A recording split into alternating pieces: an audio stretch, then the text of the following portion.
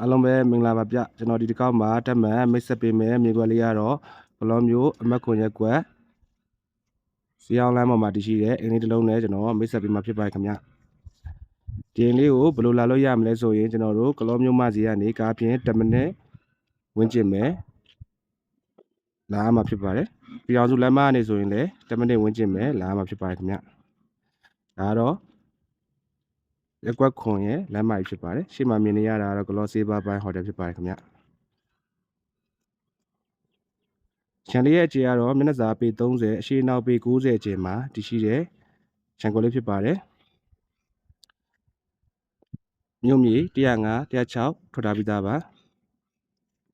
စီးပွားရေးလုပ်မဲ့သူများမြို့လေကောင်နေချင်းတဲ့သူများအတွက်လည်းအရန်အဆင်ပြေပါတယ်ခင်ဗျဒီခြံလေးကနေကြည့်မယ်ဆိုရင်လည်းကျွန်တော်တို့တောင်တန်း view တွေ city view တွေကိုလမ်းမြင်ရမှာဖြစ်ပါတယ်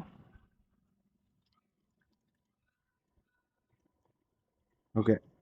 ဒီလေးကိုစိတ်ဝင်စားလို့ဆက်သွယ်ခြင်းနဲ့ဆိုရင်တော့ကျွန်တော်ရဲ့ဖုန်းနံပါတ်ကိုတိုက်ဆက်သွယ်မြင်မြတ်နိုင်ပါတယ်ခင်ဗျအားလုံးကိုကျေးဇူးတင်ပါတယ်